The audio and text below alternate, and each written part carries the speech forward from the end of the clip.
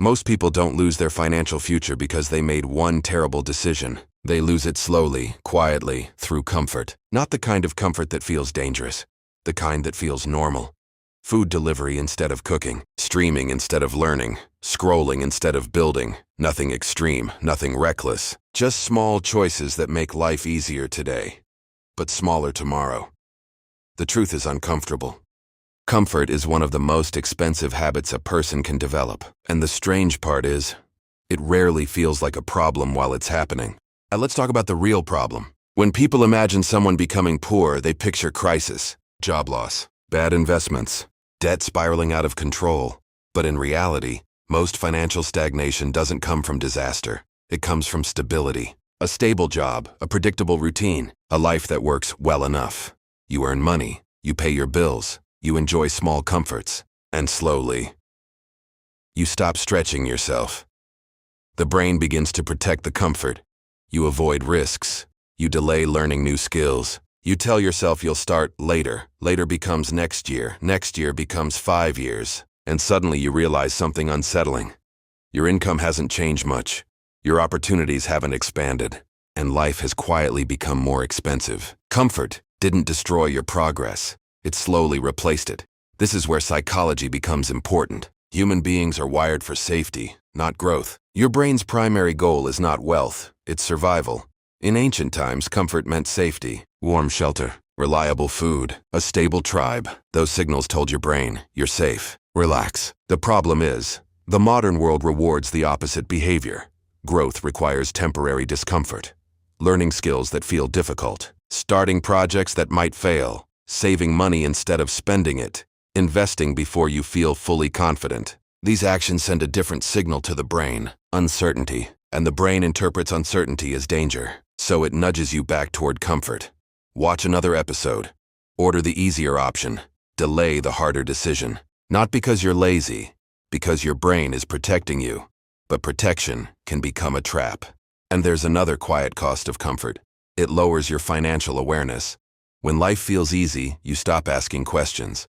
How could I earn more? What skill would increase my value? Where should my money actually be going?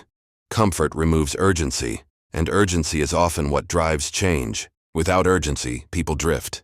Years pass in routines that feel harmless, yet the gap between where they are and where they could be keeps growing. Now here's the important shift.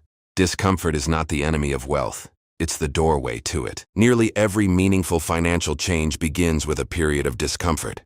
The first time you seriously track your spending, it feels restrictive. The first time you invest money instead of spending it, it feels uncertain. The first time you wake up earlier to learn a new skill, it feels exhausting.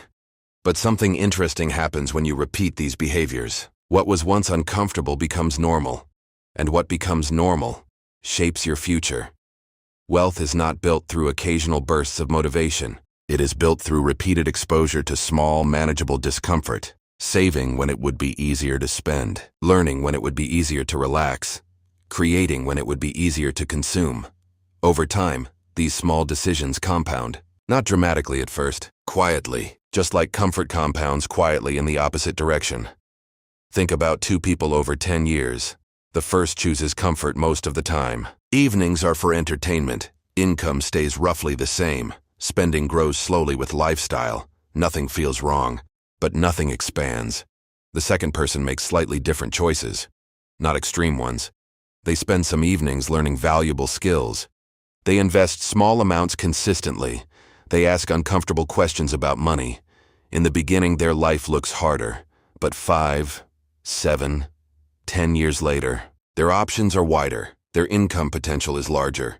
Their stress about money is lower. The difference wasn't intelligence. It wasn't luck. It was tolerance for discomfort. Now here's a quiet truth many people discover too late. Comfort feels good in the moment, but expensive over time. Discomfort feels difficult in the moment, but profitable over time. The challenge is learning to choose the second path before the first one becomes permanent. This doesn't mean eliminating comfort from your life. Comfort has its place. Rest matters. Joy matters. Ease matters. But comfort should be a reward, not a default setting. The people who build lasting wealth usually share one subtle habit. They regularly place themselves in situations that stretch them, learning rooms where they feel inexperienced, financial decisions that require patience, projects that might not work the first time. They don't chase discomfort for its own sake, they simply understand its role. Growth lives there. So the question is not whether comfort exists in your life. It always will. The real question is quieter. Are your daily choices expanding your future or protecting your present?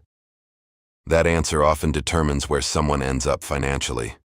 Not next month, but 10 years from now. If this idea resonates with you, take a moment to reflect on one area of your life where comfort may be quietly limiting your growth. Just one. Because small shifts, repeated over time, change far more than dramatic decisions made once. And if you enjoy thoughtful conversations about money, psychology, and building wealth with intention, consider subscribing.